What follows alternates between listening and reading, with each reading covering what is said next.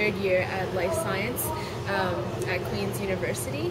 I came to Canada when I was 5.5 years old from Guangzhou in China, and I did elementary school here as well as high school at the University of Toronto Schools at UTS, and at Queen's I am now in my third year.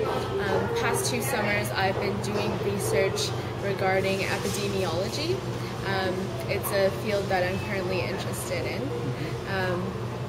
And just in November, I presented some of my research from the summer at the Canadian Undergraduate Conference on Healthcare, which is also held at Queen's University every year. So I did an oral presentation in front of various undergraduate students as well as some judges who are master's and PhD students. And among the 9 competitors, I placed in the top 3. It was a wonderful experience, and I look forward to participating again next year. So you say you're in top 3, right? So yes. What's about, can you tell us more about that contest?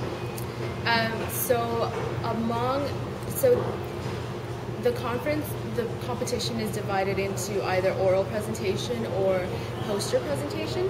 So with the oral presentations, there are 9 contestants, and each one does a 9-minute presentation, which is rather difficult to try to summarize a full project. So we have PowerPoint slides that we go through. So what's the content? So the content. What have you presented during that? Right. So the research that I presented was from this past summer, which I did at the Center for Disease Modeling at York University. And basically what we're trying to figure out is looking at hospital-acquired healthcare infections.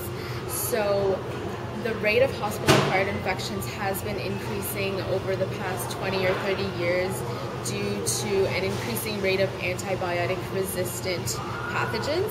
And so that makes it more difficult for us to control an outbreak in a hospital when that happens.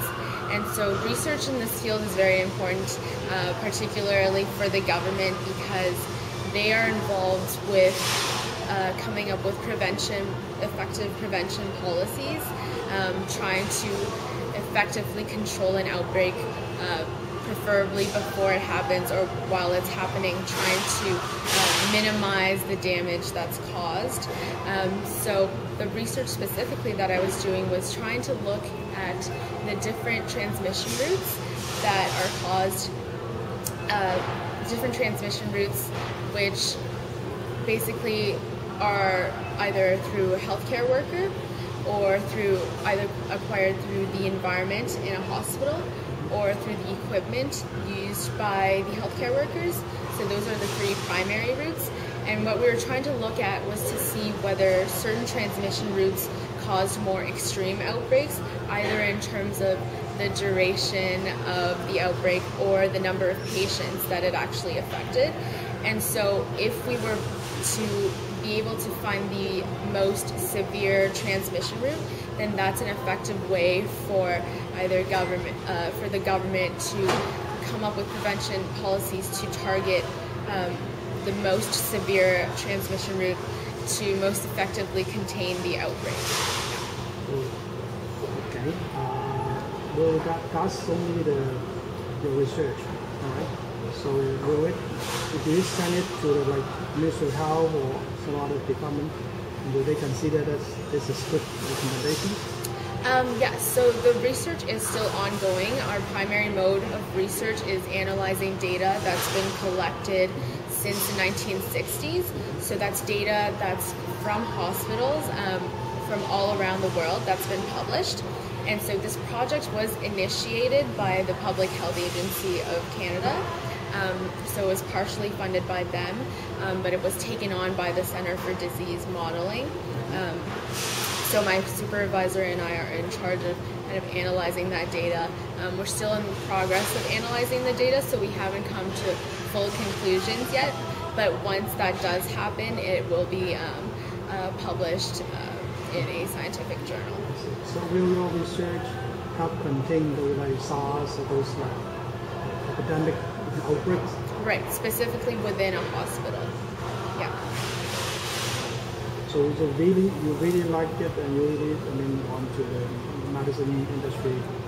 Right, it's very, epidemiology is a field that's very close to medicine. So epidemiology is basically the study of how diseases are spread and the different factors that influence how quickly those diseases are spread or how severe those diseases are spread. So your future goal to be a doctor or a specialist?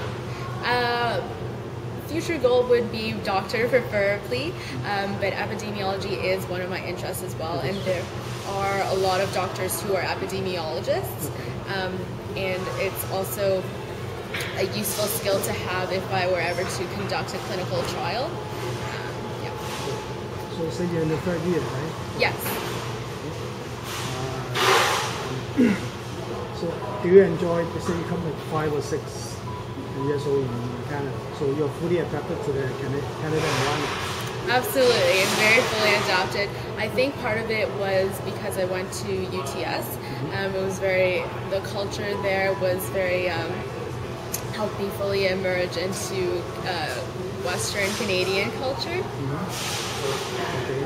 So, for example, if you stay in China, will you get the same opportunity like the one in Absolutely not. I think Canada is a lot more involved in getting students to participate in research at a young age.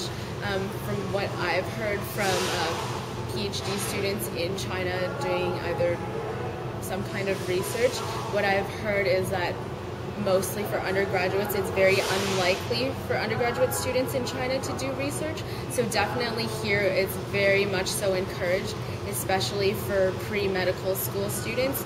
That's basically almost a prerequisite if you want to get into medical school. So you have to do some kind of research. So Canada is great for that kind of opportunity. So how you compare yourself with other immigrant youth? In terms of schooling, in terms of like living in Canada? That's an interesting question. So if you have a good mom and you study, work hard, and then is that right? Or have you in the schooling? I guess yes, my mom did train me very, very hard academically, but I think I also tried to get involved as much as I can within the school community, both within high school and in university, and I think especially for immigrant students, I think that's an important opportunity to take part in, to kind of engage with the other students, either Asian or non-Asian, and that helps them immerse themselves in the culture more and kind of understand the culture more. So you have no difficulty like emerging? Absolutely not. No difficulty. Any advice for new immigrants? I would just try to advice for new immigrants. I would try to participate in as many extracurricular activities as possible within the school. Join clubs, join student associations, make your own club, be active in sports, all that kind of thing. Just basically be in contact with the other students as much as possible and talk to the teachers a lot. I think that really helps us understand our culture. Yeah. Besides English, you still have mastered your Chinese languages? Chinese languages, I've mastered it somewhat. I'm more fluent in terms of speaking. Writing and reading are a little bit more challenging just because I'm not exposed to it as much or as regularly, but I do speak fluently with my parents. So then what's your future ambitions? Future ambitions at the moment would be to apply for medical school. And I would also probably apply for a master's in epidemiology as well. Either one I would be very happy with. Yeah. Good. Thank you.